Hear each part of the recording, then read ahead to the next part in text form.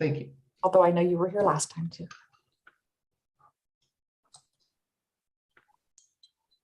Did everyone remember to vote? I wasn't even going to mention that word. Yeah, I did. I think that would be a reasonable excuse for an immediate absence if somebody has forgotten to turn in their ballot. You could drive down to the courthouse and drop it. And if we were in person, at least they would be in the building. I know. I think there's one at City Hall. That's why we need to get back in person, but we'll talk about that later, right, Lisa? Okay, a few more seconds. We are good to go. Okay, I'd like to welcome everybody to the Salem Planning Commission meeting for May 17th, 2022. Shelby, will you please call the roll? Commissioner Augustine. Here. Commissioner Ickes. Here. Commissioner Fott. Here. Commissioner Goebel.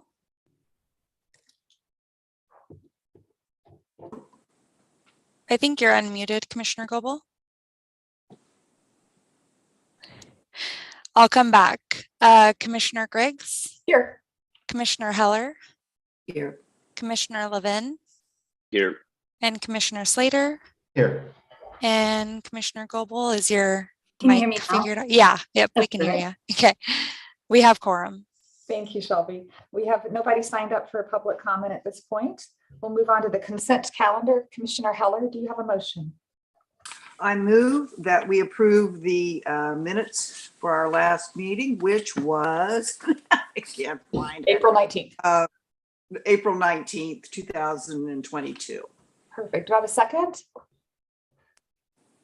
Second by Levin. Thank you. Discussion on the motion. I'm not seeing any hands raised.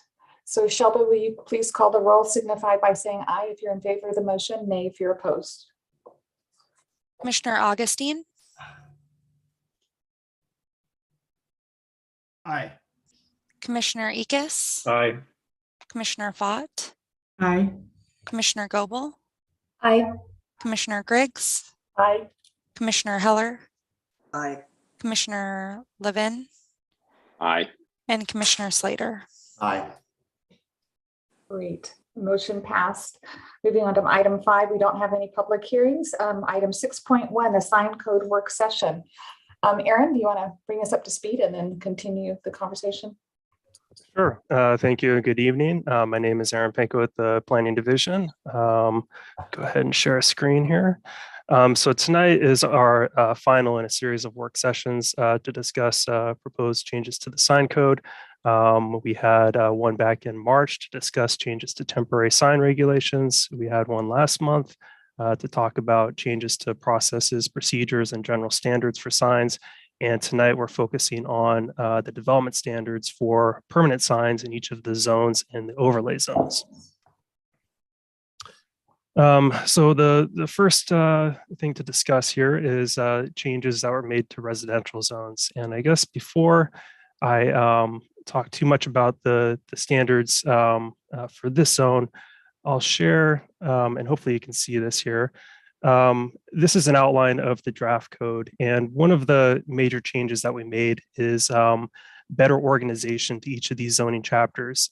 So each of the zones kind of in the current code has their own individual format. It doesn't make for an easy read, an easy way to find things. So we've clarified, made a consistent pattern for how we see the sign allowance based on different types of uses you'll find within the zones.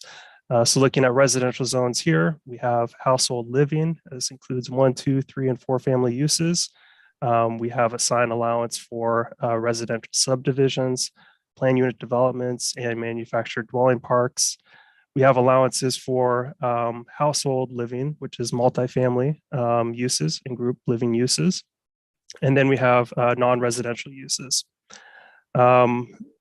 We also include a category for complexes. So the non-residential uses is when you have a standalone use on a property.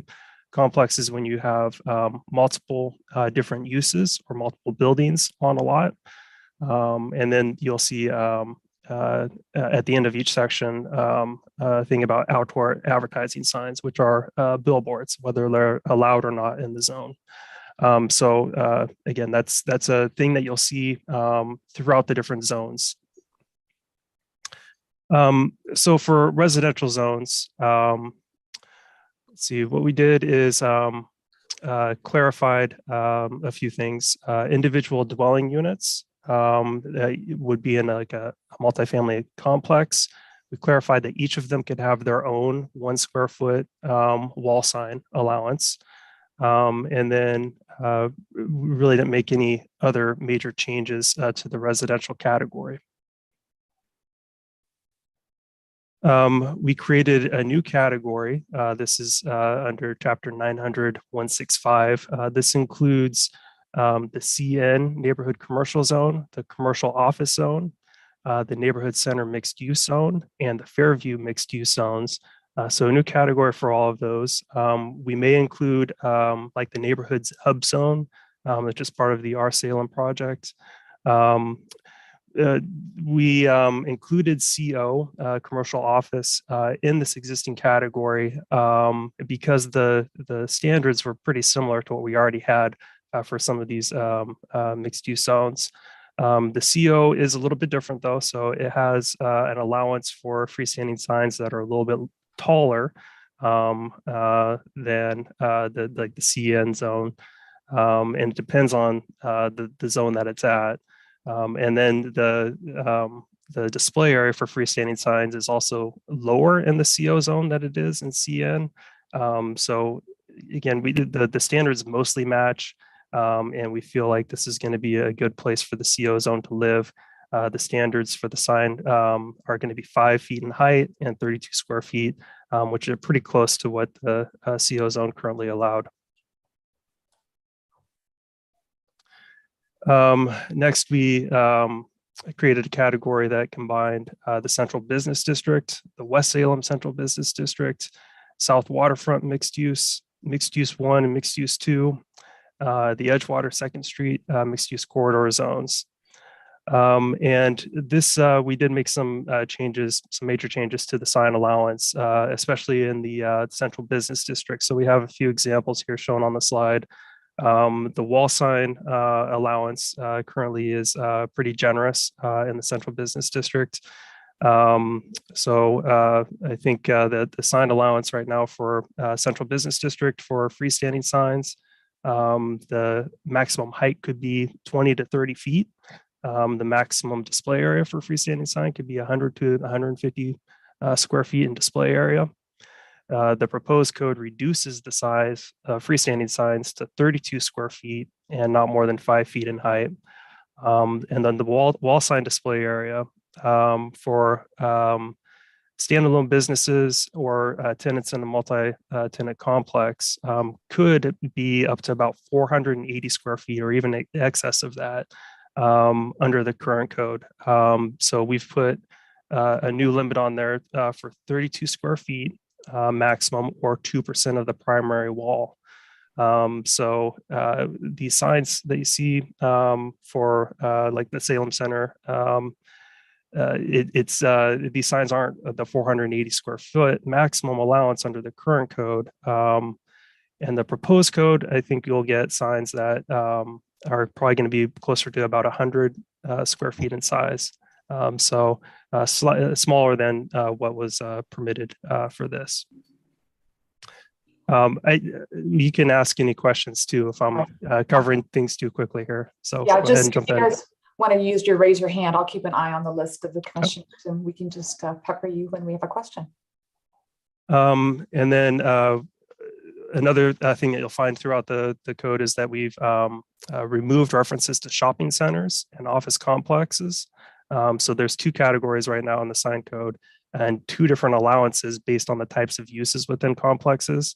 And the confusing thing for us is when uses change over time in the complex, the sign allowance can change based on uses changing within the complex. So we've tried to clarify that by creating just one definition for complex and then creating an allowance for a complex. So it should be a lot simpler for everyone using that going forward. And then in the ESMU zone, or excuse me, in this entire category, we've added a new allowance for wall signs that have frontage on parkways and freeways. And this is in response to the ESMU zone, some existing buildings that have visibility on Highway 22. When we changed the zoning there, we removed an allowance there for extra wall signs along that parkway. So we're creating a new allowance there for an additional wall sign.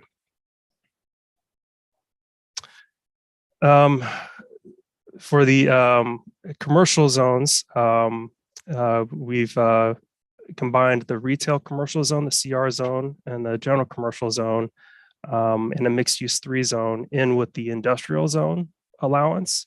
In the current code, the sign allowance is fairly similar between the two. So grouping like the CR zone and the CG zone made a little more sense to put it in with the industrial zones. We might end up removing a few of the zoning categories, again, if these zones are removed with the Salem project. We've updated the vehicle viewing sign allowance. So the menu boards that you see for drive-through uses, we put in our new standards for that. But we really didn't make any major changes to the sign area allowance or the sign height allowance. We have a few examples here on the slide from Commissioner Goebel. Can I Yes. interrupt with one question on the drive up illuminated signs that was before us earlier? Is it still allowable? The 2 signs are allowed, or did that number get affected?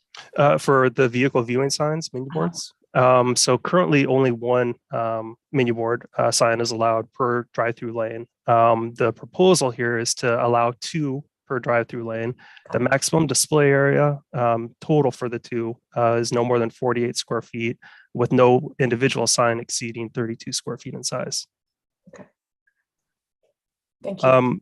So I do have a few examples here that we received from Commissioner Goebel. And if you have any questions or would like to discuss some of the existing signs, I think most of the signs that we saw in the examples here do come from the retail, commercial, and general commercial zones.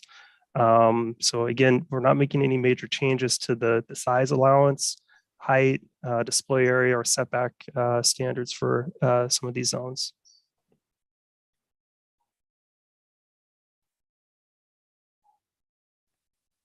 And if there's no questions, I'll move on. Yep. I think Commissioner Levin has a question. Yeah. I have a couple questions. So how adaptive is that? Because my train of thought goes to adaptability of code, which is tends to think of new developments going forward.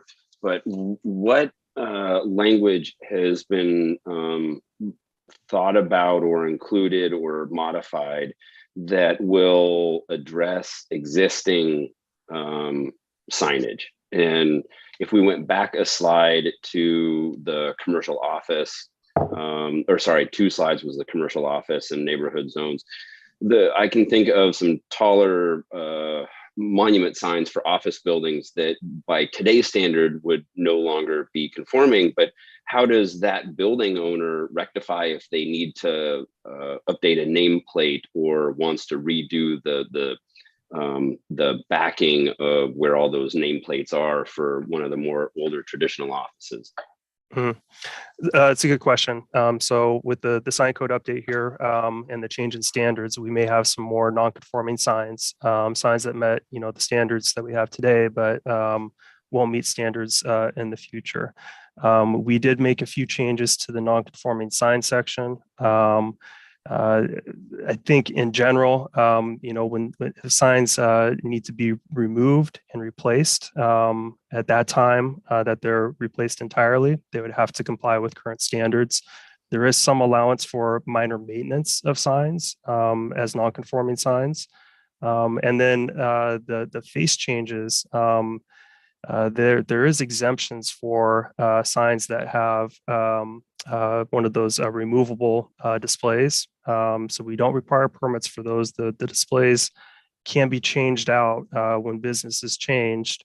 That doesn't affect the sign.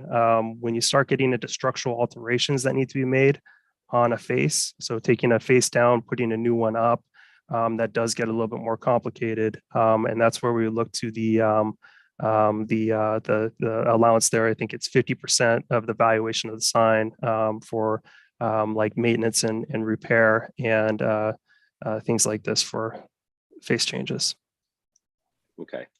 And then if we can go forward one more slide for reference, you had mentioned that the street facing signage, and that would more apply to the picture on the right with the one of the fronts of the Reed Opera House, and the height and size. How does that affect then a multi-story retail in the central business district? Because I believe you said it has to be no higher than 5 feet off the ground.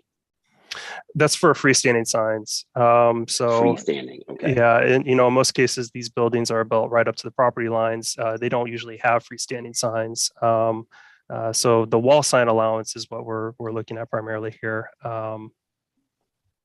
So there is a slight reduction to the wall sign allowance. So Aaron, butting into Commissioner Levin's comment, the photo on the right, the Reed Opera House, would that be conforming? Yes, so a tenant can have a 32 square foot sign. We talked a little bit in the last work session about window signs. So they have a window sign here. We're assuming that it's placed on the inside of the window and is exempt. We have, I think, one tenant here for the business, so they have their sign here. And then I think this is an interior tenant for the Reed Opera House. It doesn't have frontage here. But the building itself does have its own sign allowance. So building owners and multi-tenant complexes can use like the allowance for the building in order to place signs for individual tenants. Okay. Okay. Any more questions at this point from commissioners? While we've got them on the hook here. I think you're good, Aaron. So public zones, we are making some. Commissioner Slater, Yeah. his hand raised. Commissioner Slater. Yeah. Aaron, have we had any comments from business owners about the sign code? We did have a few folks testify, I think, for our first work session. Right. I haven't seen any recent testimony from business owners on this.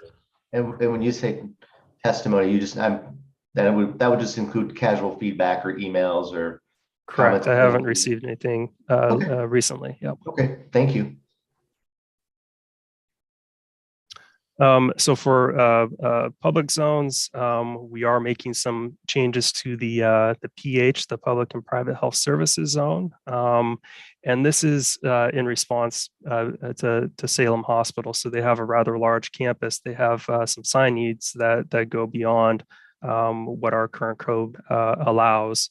So we're adding an allowance now for sites that have more than 300 feet of frontage. They can have a second freestanding sign. And if they have more than 1,000 feet of street frontage, they can have a third freestanding sign on that street frontage. And then we're creating an allowance for illuminated emergency directional signs for development sites that have emergency facilities, provided that these directional signs are set back a minimum of 150 feet from the nearest public street. So similar to Commissioner Slater's comment, did you have conversations with Salem Health on that to come up with? Right. We did with have some feedback from them, and yes, they were supportive of the amendments that we're putting forward. Thank you. And finally, we have a bunch of overlay zones, and we've done some work to consolidate overlay zones and clarify standards. We've made a few minor changes to the overlay zones. I wasn't planning on going into too much detail on those, but I am happy to answer any questions that you may have on the changes to overlay zones. Questions from commissioners? I think I had it written down. Seeing no questions, I think you're good to go. And I think that's all I had here. Oh, excuse me. We did send out to the Planning Commission some information about sign adjustments and sign variances that we've processed within the last 5 years. So that was following the discussion that we had last time about the proposal to remove sign adjustments and sign variances from the sign code. So if you've had a chance to look through that and you have questions on that, I can help answer those. I don't think I had any. I read them, but I don't think I had any. But any questions from the commissioners? I'm pulling it up just to make sure.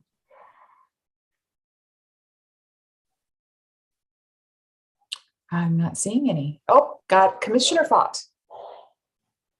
Thank you. I just had a question regarding signage behind glass, if this is the right time to do that. Okay. So I wanted to know if there is going to be any sort of parameter or dimension that dictates how far behind the glass counts as the signage being proposed. For example, if you have a wall that's 8 feet from the glass on the interior with, just internal graphics or signage, but you can see it from the street, I don't think that should be counted as signage. So will there be like within 6 inches of the glass or something to that effect? It seems like is from the last discussion we had about some of the exemptions that we're putting forward. We did hear the feedback from the Planning Commission, and we were working towards, I think, proposing some language in there on the window sign issue. That specifically, we can look at and make sure we bring that forward when we get to the public hearing. Okay, thank you. Commissioner Goble. Thank you. So Aaron, I just had a question about, so the sign variance and sign adjustment data that was sent over. It looks like there's only been a handful of requests for variances and adjustments over the last 5 years. So I was just hoping you could reiterate the rationale behind eliminating the specific adjustment and variance procedures. Yeah, so I think, right now we have an allowance for a 10% adjustment. There's no criteria for that. It's basically an applicant can apply for it, pay the fee, and they get an automatic 10% adjustment to either a height standard or a display standard for the sign. In some cases, that works for applicants. We've only seen a few of these. I don't think it provides that much of an adjustment. I don't think it's worth it in most cases for the sign folks to explore that. We have seen a few more sign variances, but the criteria that we have for sign variances pretty difficult to meet. They are pretty rare. I think you'll see in the examples that we've had some of or most of these, or maybe half of them, denied by the hearings officer because the criteria again is kind of difficult to meet. So I think our goal here is to provide really a middle option. We in 2017, when we were putting forward a sign code amendment, we included a class 2 sign adjustment, which would have provided, I think, up to a 20% allowance or maybe gone further than that. But it's a different route, a different set of criteria that may work easier for folks to meet. Did you have a follow-up? No, thank you. Other questions? So the next step is that this goes to City Council, or do we need a motion for today? A recommendation? Our next step would be finalizing our proposal for the sign code, taking some of the feedback that we received from the Planning Commission, from public testimony so far.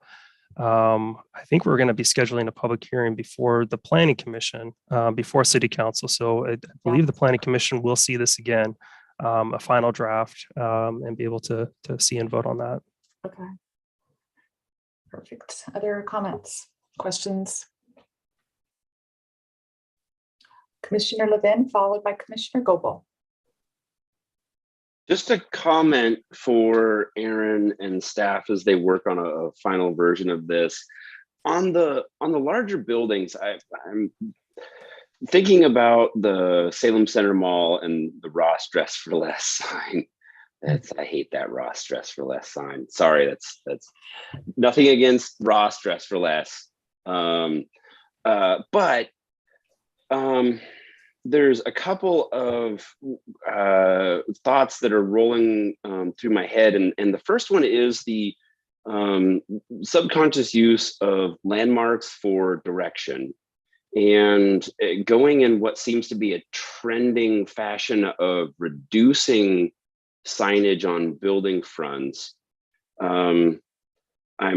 I wonder if it will have an impact on the way people view downtown, in that you would turn right on Chemeketa Street, which is kind of referenced by the Salem Center Mall, and kind of, you don't have to focus on a sign because it's so large that you can see it in your periphery. And then the other thought that I'm wondering is, would the reduction in size eliminate some of the classic signs that were developed that are praised today? And I'm thinking of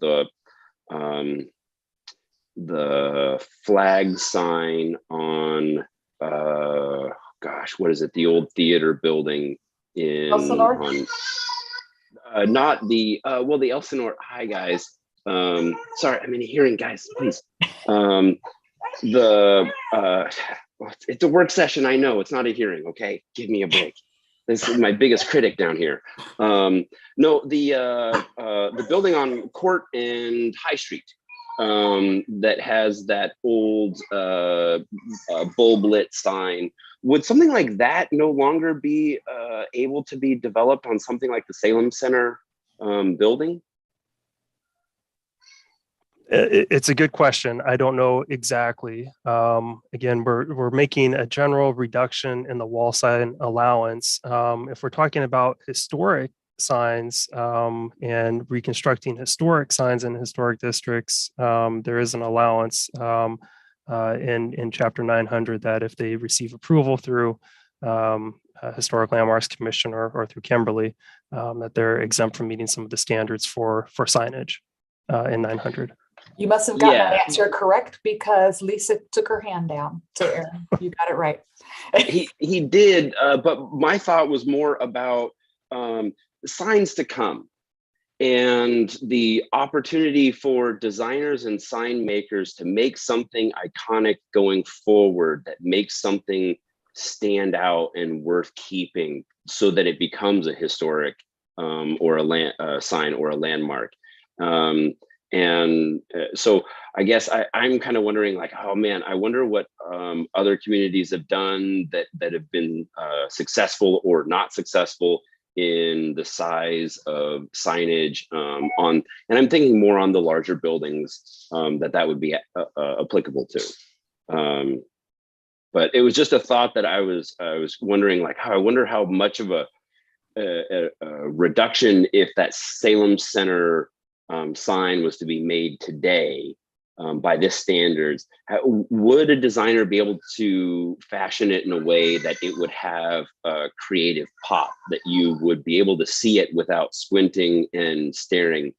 I really like digital signs, but the problem that I see with digital signs today is, because of the opportunity of the very small pixel, people try to put way too much detail on those, and it makes you pull your attention to squint. So when people say, oh, it pulls my attention off the road, it's like, no, it's because you're trying to read like an entire book of information on a sign.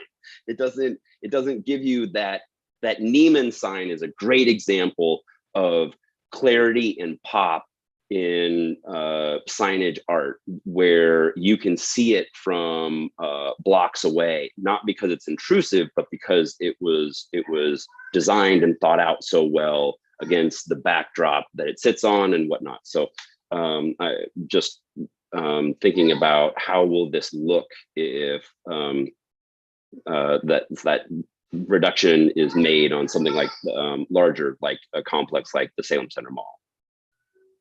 Almost kind of sounded like you were advocating for that Ross sign, I have to tell you. You know, I'll add that for these sign codes here, we can't regulate again based on content. So no matter how well thought out it is, the same regulations would apply to a sign that maybe isn't as well thought out. So the standards apply across the board. And if we are dealing with a unique building that has some signage needs that go beyond our code allowances, minimum code allowances, the processes for adjustments and sign variances could be used to make something that maybe doesn't fit within the sign code, but based on some, something unique about the property or the building itself, could warrant a deviation from the standard. Did you have a follow-up, Commissioner Levin? No follow-up. Okay, Commissioner Goebel. Thank you. Yeah, so I just wanted to touch base on the questions that I had at the last work session and my follow-up with Lisa and Shelby as far as when we're looking at commercial zones. And I did have concerns about just the appearance of particularly like large expanses of parking lots where there's just signs one after the other. So sure, yeah.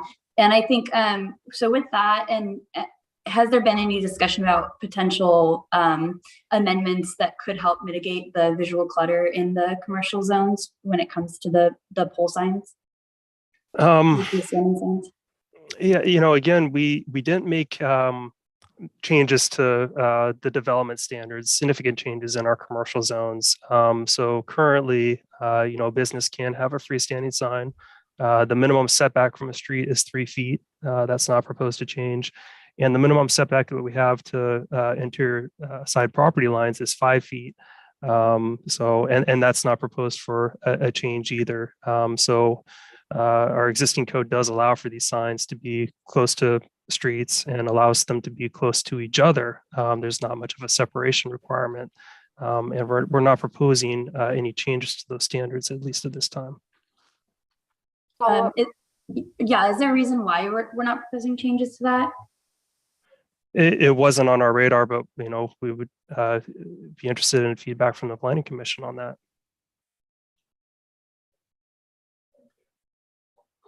Lisa, not Heller, Commissioner Heller.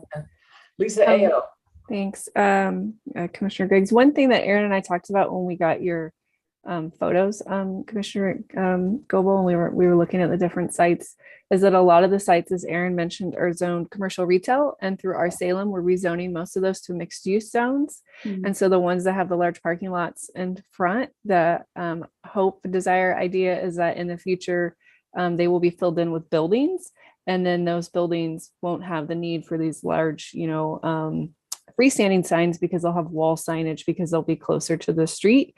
And so, we didn't think through the sign code, we can't necessarily affect the form of development that's there. So even though they have a big parking lot in the front and they have the building in the back, but through through our Salem and the rezoning that we're doing, that's where we're trying to affect the form on Lancaster South Commercial, et cetera.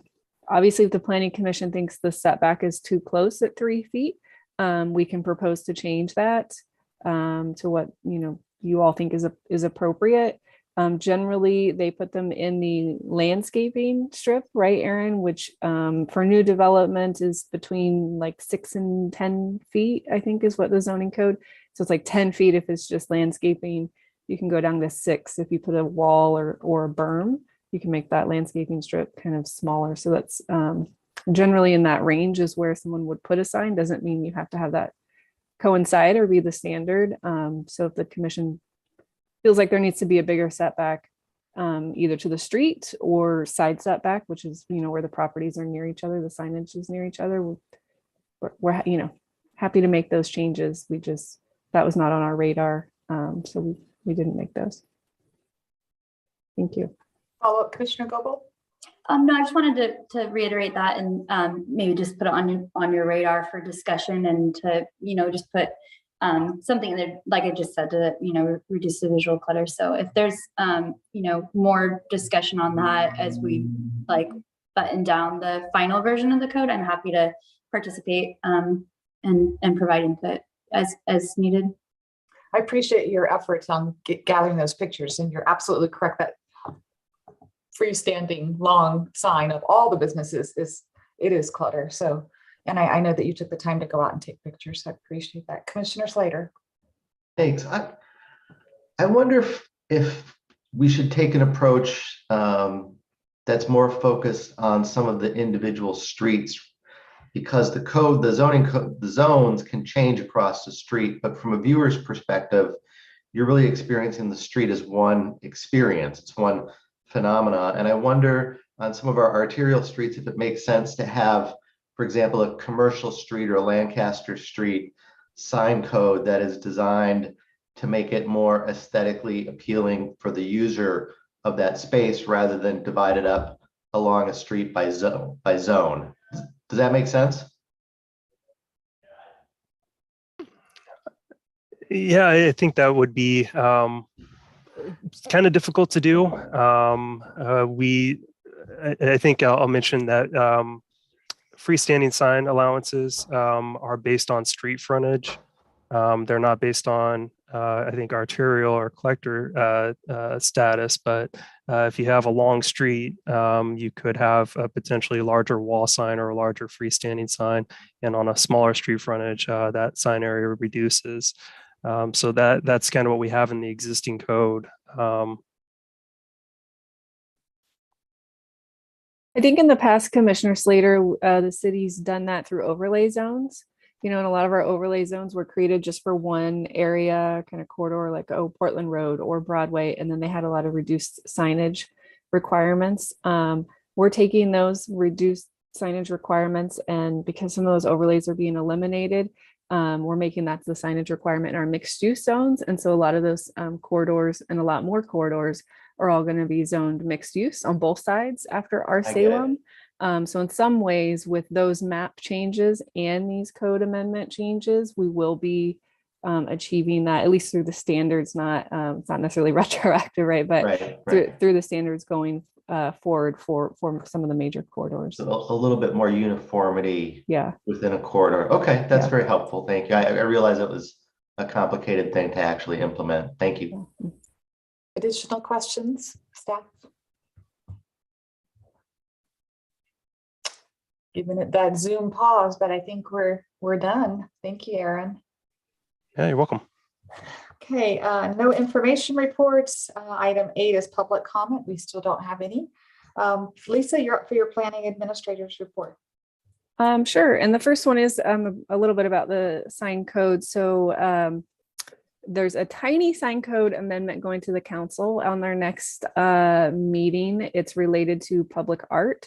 So Public Works staffs the Art Commission, and they were directed by council to kind of improve the mural program, and then also create a intersection street painting program that Councilor Stapleton's been working on. And so Public Works staff are doing that, and that's in Chapter 15, which is the public art chapter. But the sign code exempts public art from the sign code if it's public art through that chapter. And that definition needed to be expanded to cover the street paintings. And that's an amendment 900. So that's going forward. Since they were amending that section that exempts certain signs, we did throw in there an amendment that we've had on the list, which is to exempt welcoming signs that are in the right of way. So I don't know if you're familiar in Northeast Salem on Portland Road, when you come off I-5, there's a sign that says like "Welcome to Salem," and it's like a brick kind of thing in the right of way so there's a new design for that, and money's been raised by the neighborhood to replace it because it's pretty old. But the sign code doesn't I guess it did allow them at one point, it doesn't allow them now. And they've been waiting for like 2 years for us to amend the sign code so they can replace this welcome sign in the right of way. And obviously we don't have the sign code amendments done, the ones that we're talking about tonight. So they went ahead and did that in their little amendment that's going to the council. So I just want to give you that heads up. So if you, I don't know if all of you check the council agenda all the time, you might say, hey, there's it's a sign code. So it does. And those are the small things that are related in there. And then I sent an email about the council decision at the last meeting, a public hearing that they had. So I don't know if any of you have braved the 2 hours to watch it yet. You will have to at some point. I've listened to 1 hour and 19 minutes. Okay. Yeah, break it up into small chunks. That's good. So the council decision was, or the council remanded it to the planning commission. They will have an order to officially adopt that at their next meeting on Monday. I've never had one remanded from the council. I mean, we always put in there that their options are to remand because it is an option in the code, but I've never had that happen before. So in talking with the applicant, they're going to revise their plan, do some more outreach, more traffic counts, more traffic study, etc. So we'll keep you posted as far as when they're ready to come back. You don't have to have a hearing, but it seems like it would be weird to try to look at their new plan and receive testimony without a hearing. Yeah, So there'd is be it evidence because with the traffic count, we would. right? So we're just gonna schedule a hearing and we'll just kind of go through it again, just knowing that everything that's already happened is part of the case as we move forward. So that will be coming up soon. Our Salem's going to have the first reading of the ordinances at the council meeting on Monday. So, after you guys did your recommendation, Eunice has been spending months putting it into ordinance format, and getting it ready. So there's 4 ordinances on the council agenda, and then they will have their first public hearing on June 13th. So they'll have first reading next Monday, and then they'll have the first public hearing, and we'll start pushing that date out and doing outreach on that date soon. So there's been one change since the planning commission. So if you remember the large property in West Salem, that was like half MU2. And then, the request was like, oh, we want it all to be MU2. Now there's some family things with who owns it. So the official owner has requested that it go back to originally what staff had proposed, which is just half MU2. So that is their request to council, which, I assume you all support. We supported, that was our plan. And then we said, oh, sure, all MU2, but apparently they have plans that they want just the half of it MU2. So they're going to ask council for that. Otherwise, I don't think we've had any requests. Obviously there'll be more testimony that comes into council, but that's in there. Yeah, I think that's everything. Cool. Questions for Lisa? Commissioner Slater. I do. So Lisa, recently there was a change in the use of a particular space on the corner, the south, what would that be? That would be the southeast corner of Commercial on Madrona.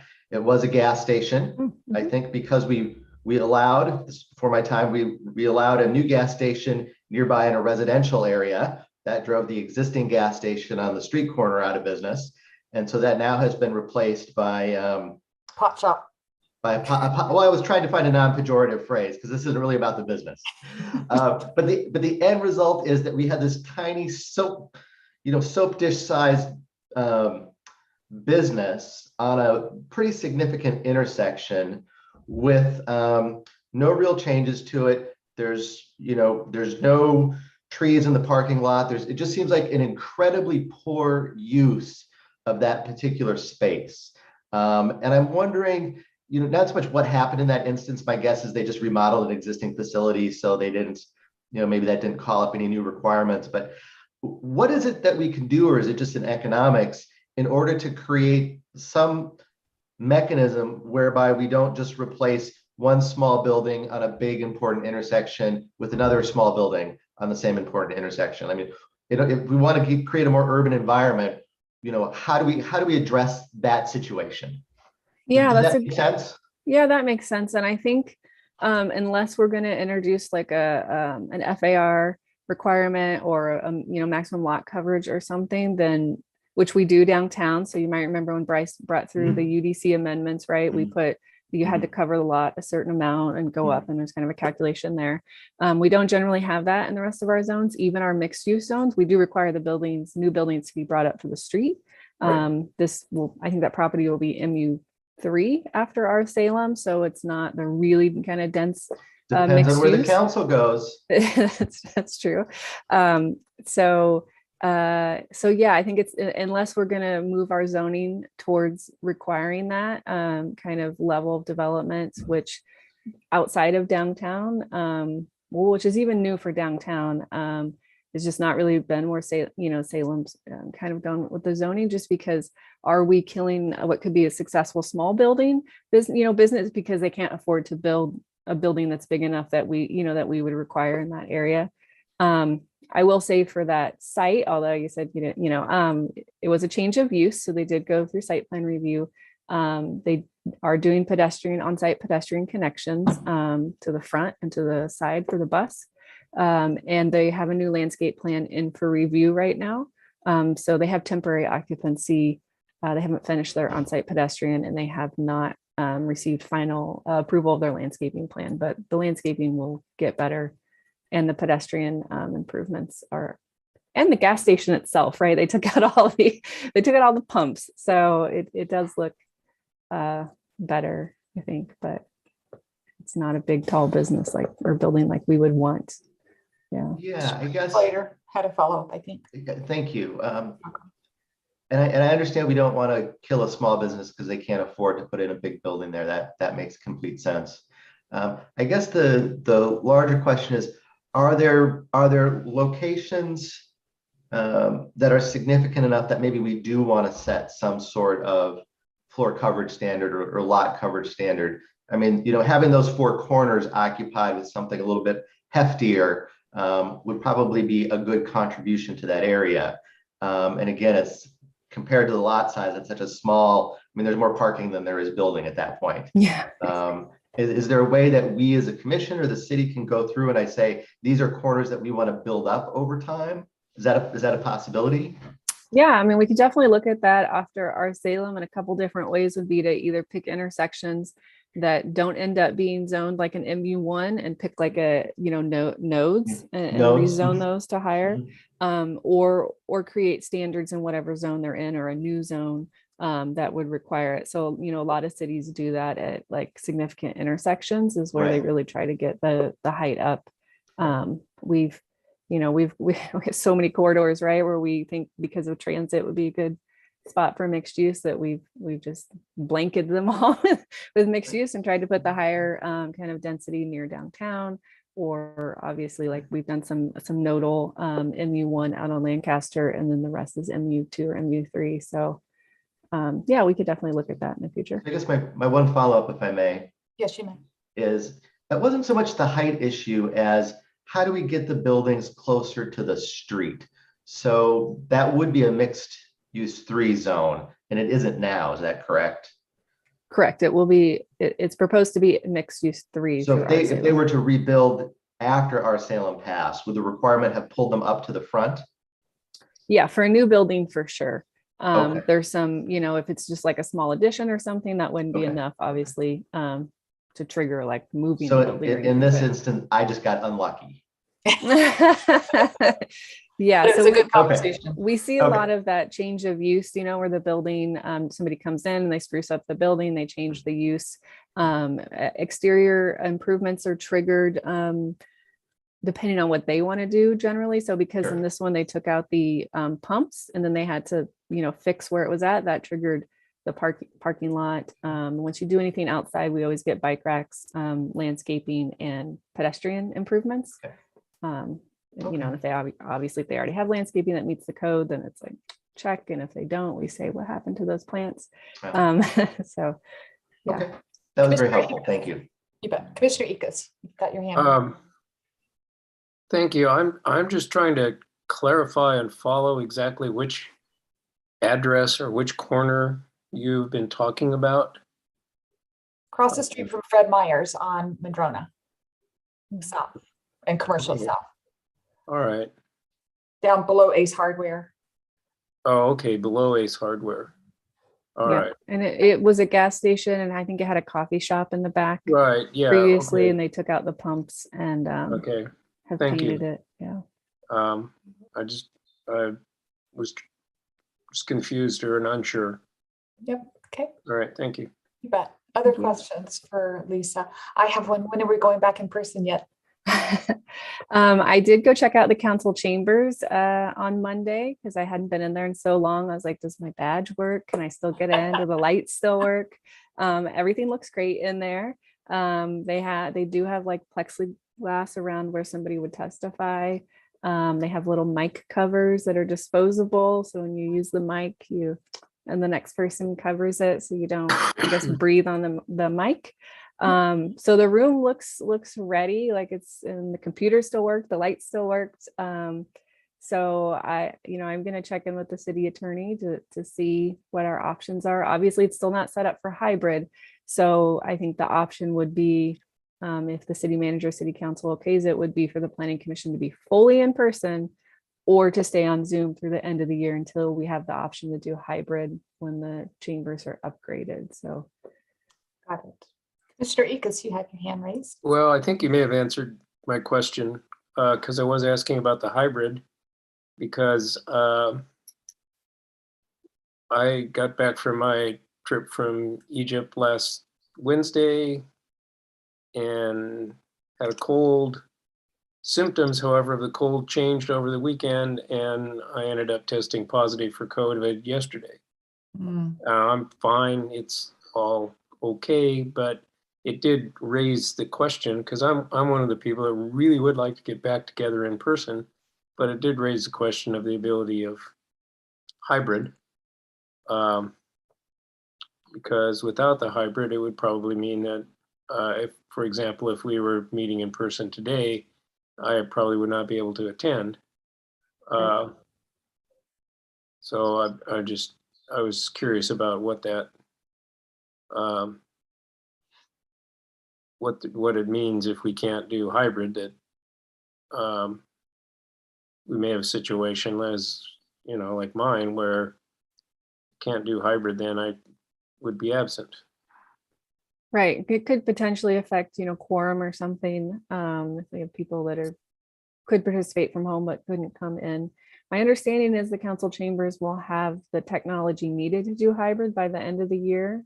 Items are on back order for whatever they need to install and get that set up. And so under that new state law, I think we talked about before, if any commissioner is allowed to attend remotely, so if one of you is allowed to call in, then you have to allow the public to attend remotely. And so the chambers just isn't set up right now with cameras to do YouTube and that kind of stuff currently. Well, let me ask, because, if I am one of those people that would like to try and get back to in person. You say call in.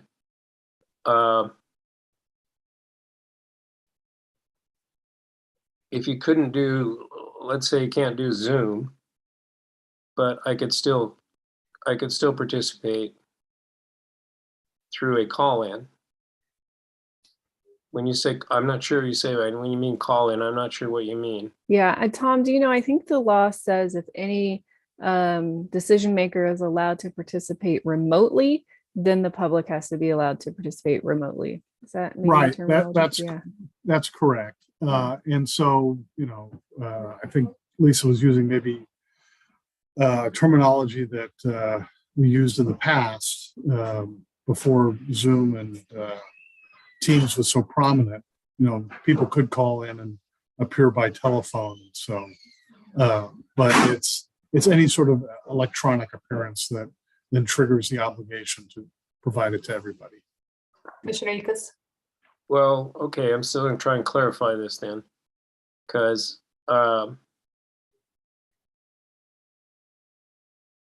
if I didn't by Zoom, but I did by phone, does that trigger the law? And does the law mean that they would able to participate by Zoom or only by telephone?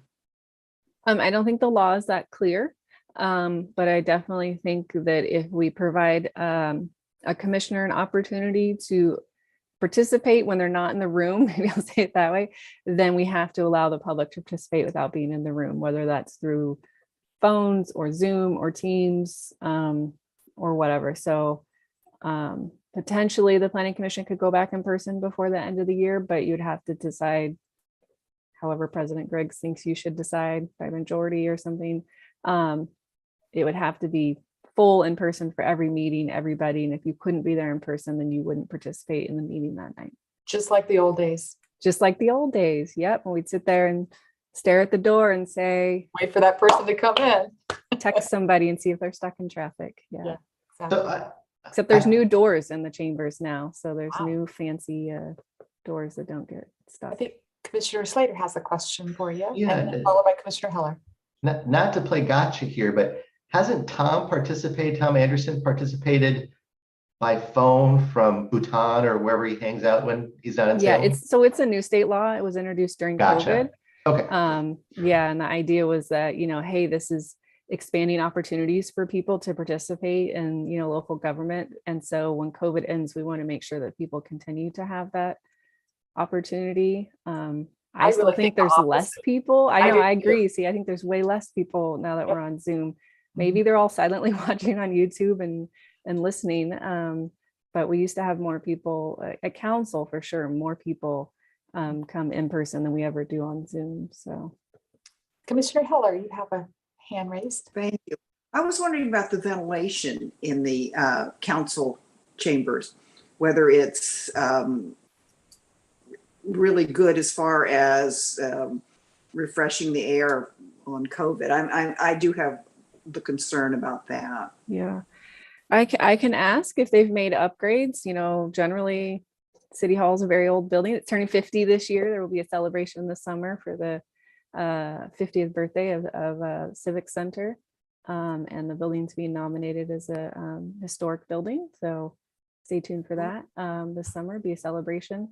So generally everything in it's kind of old and not we did get a new air conditioner and heater a few years ago. So I can ask about ventilation, maybe if they've done anything or new filters or that kind of thing. That will help. Thank you. Yeah. Good question. Any other questions for Lisa AO? Okay, comments for the good of the order. No good comments for order.